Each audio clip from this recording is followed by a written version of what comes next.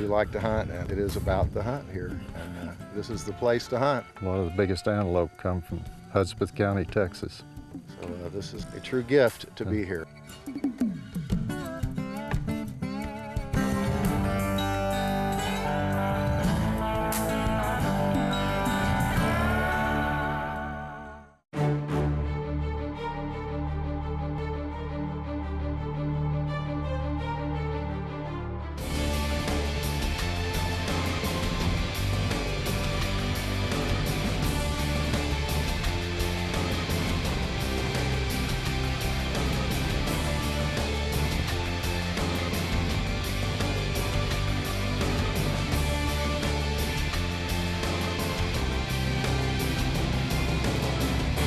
Boone and Crockett Country, presented by Loopold.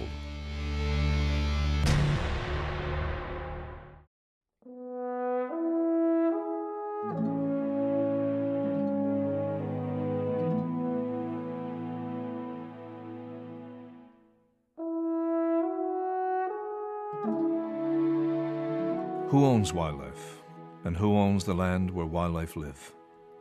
These are two questions we as sportsmen typically do not think to ask ourselves, but in today's world we should. With a better understanding of the answers to these two fundamental questions, we will be better prepared to deal with what quite possibly could be one of the most significant challenges facing the future of wildlife and hunting. Make no mistake, wildlife and land are in demand. These two resources themselves are not unique to North America, but our system that provides public access to them is unique, and this is what makes them valuable. The pillar of wildlife conservation and management in North America is the public trust doctrine. This principle is anchored by a U.S. Supreme Court decision in 1842 that upheld the American ideal that wildlife belongs to the public, not government or royalty. This doctrine provides that certain resources are held in trust, and that state and federal governments, the trustees, are required to maintain these resources in healthy condition for the public, the beneficiary. The question of who can own land was answered by America's founding fathers, who understood clearly that private property ownership was the foundation not only of prosperity, but of freedom itself. The public trust doctrine is a rock-solid, legally recognized concept that has benefited the people for over 150 years. As such, it is easy to understand why we have grown comfortable knowing wildlife will be taken care of for us. There is, however, a big piece of the equation that is not completely under the blanket of protection provided by this doctrine. That is private land and wildlife resources living on private land. This is where the plot thickens.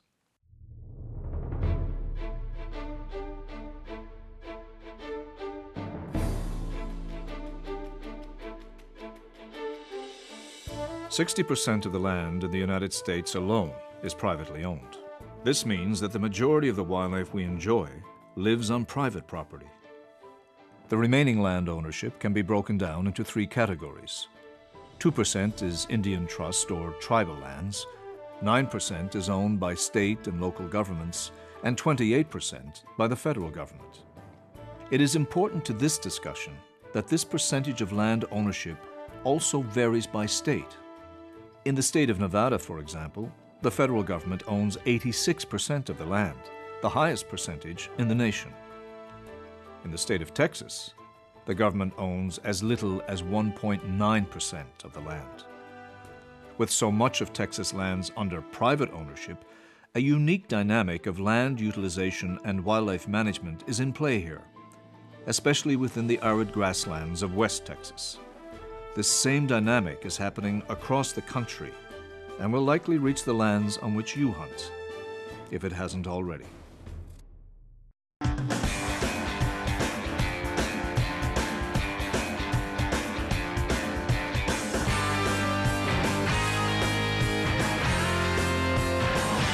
Optical Insights presented by Loopold, America's Optics Authority.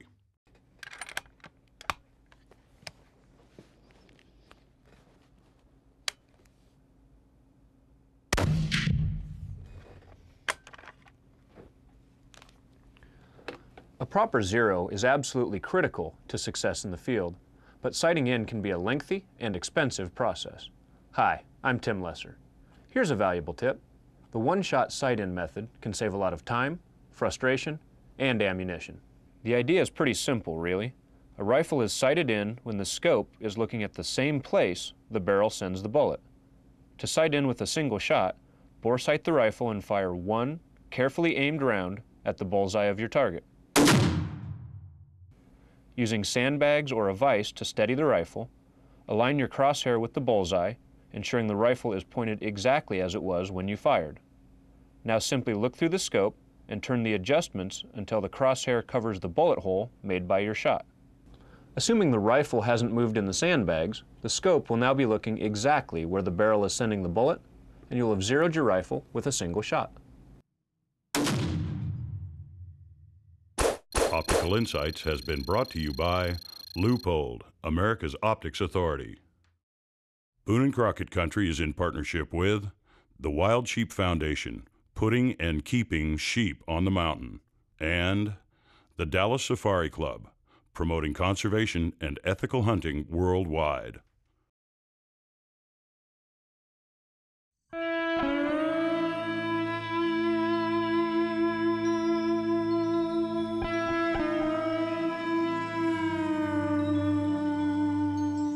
The Great Chihuahuan Desert of the Texas Trans-Pecos is a land of stark, fragile beauty. This is cattle country, unless you're a sportsman in the know. The shallow but rich volcanic soil found here springs up some of the best grasses in the country. These remote areas are also home to some of the world's finest trophy pronghorn. Recently, their numbers have been in dramatic decline. As we will learn, the cooperative efforts between private landowners, sportsmen, state agencies, and state universities are underway to restore the pronghorn to the thriving populations of previous years. Cattlemen scratching out a tough yet rewarding existence in West Texas are multi-generational stewards of an extremely sensitive ecosystem. Cattlemen here know the land, and the wildlife their land supports better than anyone. A close second might just be Dr. Dan McBride. A doctor and practitioner of veterinary medicine, McBride is also a pronghorn super enthusiast. For over 20 years, McBride has been coming to West Texas, first to hunt pronghorn, then to provision hunts for others, and now to save the West Texas pronghorn. McBride is a member of the Boone and Crockett Club and is actively involved in the club's records program. Through his donation of an antelope hunt at the club's 27th Big Game Awards in 2010, Ken Kruger from San Antonio was able to obtain a golden ticket to experience the hallowed ground of Texas antelope hunting and learn what McBride, local ranchers, and Texas Parks and Wildlife are doing on the ground to save this region's pronghorn population. As McBride will tell you, things are different now than they were 20 years ago. When I first came to West Texas about 20 years ago, the total antelope population in the Trans-Pecos of West Texas was around 20 to 21,000 head. The numbers now are less than 5,000. Ranch owners are allowed the permits, and so it's not the hunting pressure that has reduced their numbers. We knew that there were other factors involved.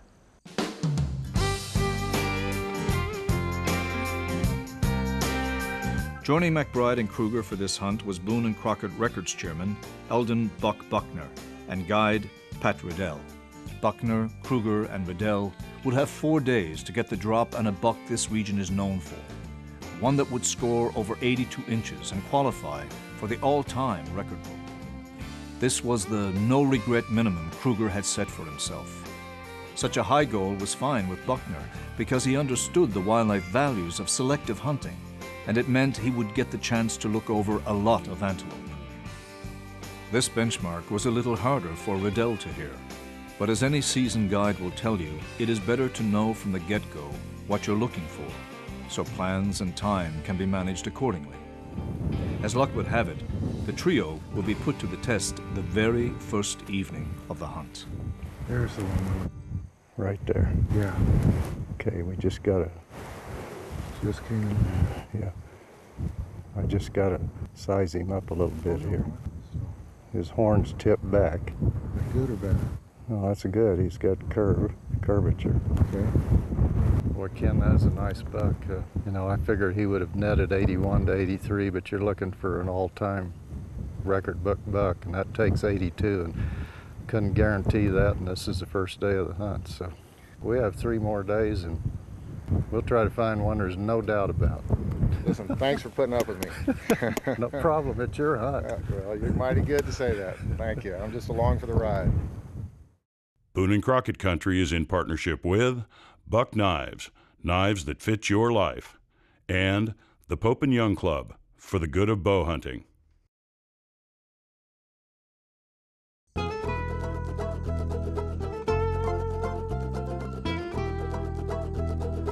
Finding a record book pronghorn anywhere is hunting in its purest form.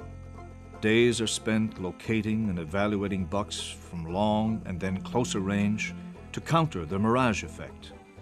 If you're not a student of field judging pronghorn, you will be before your time is done. I Yeah, think he'd be worth looking at. he's got a lot of black up on top. Yeah, he's got pretty good mass, and looks like his prongs are slightly above the tops of his ears. Can you make out the horn above his cutters?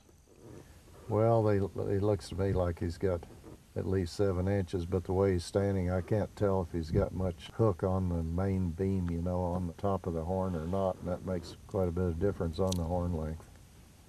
Yeah, if you So just maybe if if you just turn a little. well, he's turning a little bit more now. You can see on that left horn, he's got quite a bit of hook at the top. Okay, yeah. That buck could go 16 inches on that side. Puts him in the maybe range. Good potential range. What do you think about his ears and the bottoms? Well, the ears run about 7 inches in length, and that's why if he's got prongs above the tops of the ears, we know he's got somewhere around 7 inches of horn length there, and then it's just a matter of estimating the top above that. That's why I think he'd probably go about 16 inches. Okay, now I got you. Yeah, Yeah. with that curve, Looking at might him. make 9. Yeah, it could be, see, so he could possibly be as much as 17. Good grief. But Well, he doesn't look real heavy, though. He's a little thin on top. okay. What do you think about his symmetry? Well, I can't see the horn on this side this well, you know. I don't know if it's got as much curve as the other one does or not, and that'd make a big difference. We're concerned about deductions, you know. He has to be pretty even to score real well. Yeah, if he doesn't have enough mass to make up for some of that, might be weak, but boy, at this range, it's hard to tell that mass, isn't it? Well, we're getting some mirage out there, and that always makes it more difficult. We're going to have to try to get closer to that buck. Sounds like a plan to me. Okay.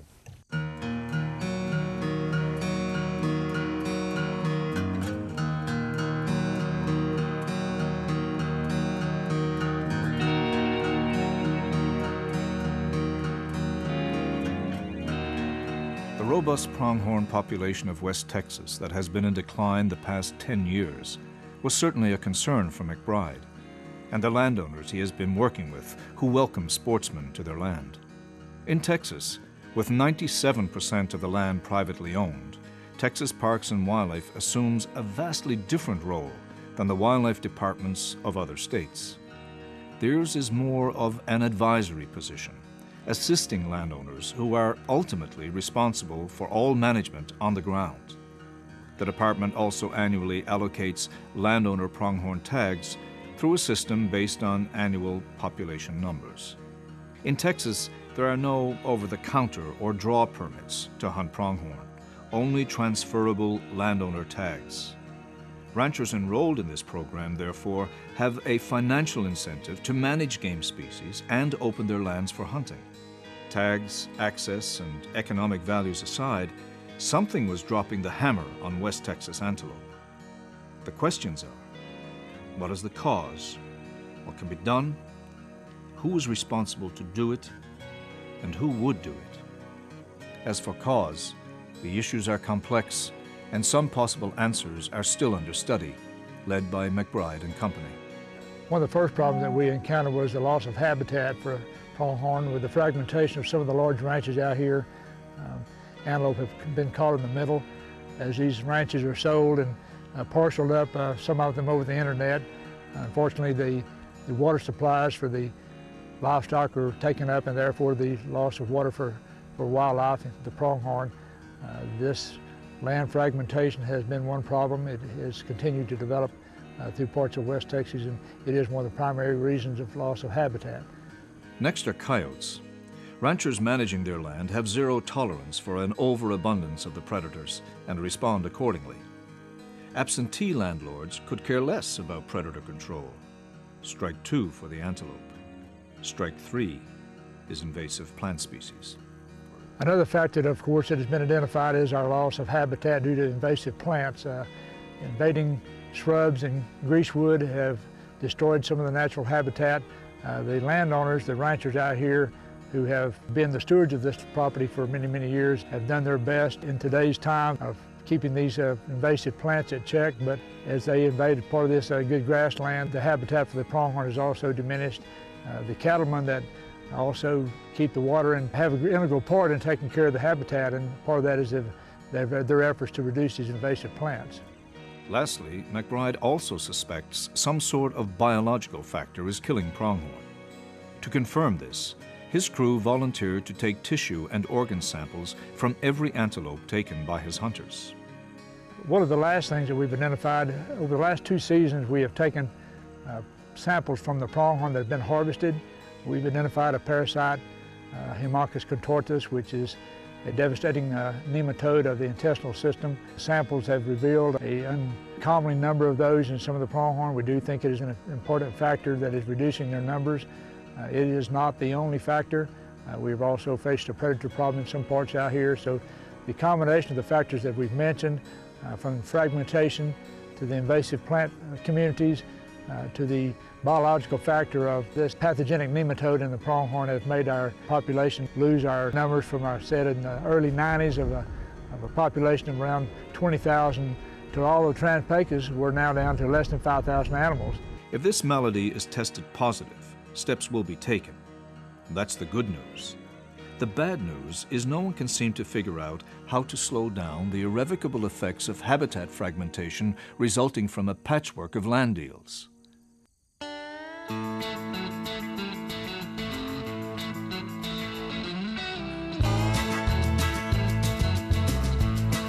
As for Kruger and Company, the days spent with eyes on the horizon searching for brown, white, and black forms floating in and out of the mirage were filled with locating bucks and then evaluating them against the 82-inch benchmark Kruger had set. Pat, how long do you think that buck's horns are? Well, he's got a little problem. He doesn't have enough above the prong, but I'm going to say he's 15.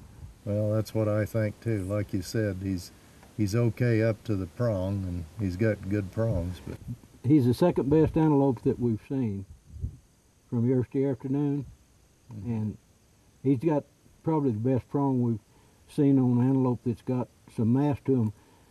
He's not like the skinny one with 16-incher we saw earlier today that had a real good prong. you know, He's got he's good fairly mass. heavy. Too bad he isn't longer above the prong. Buck, I put the numbers on him. I've got him at 80 plus. I don't think he'll go 81. I think he's 80 plus. I agree with you. There's no way he's gonna book 82. You know, I'm happy with how symmetrical he is, but he just doesn't quite have enough. No, I agree. He's a pretty buck. Well, Ken, I think you're just here about a year early for this buck. We need to give him another 1 year. Give him about another year. Better need a provision this thing. Of the 47 bucks observed on this hunt, 2 for sure would have dried out above 82 and made the all-time book. In the end, both of these bucks succeeded in keeping Kruger's tag in his pocket. Boone and Crockett Country has been brought to you by Leupold, America's Optics Authority, and the Boone and Crockett Club, fair chase and conservation since 1887.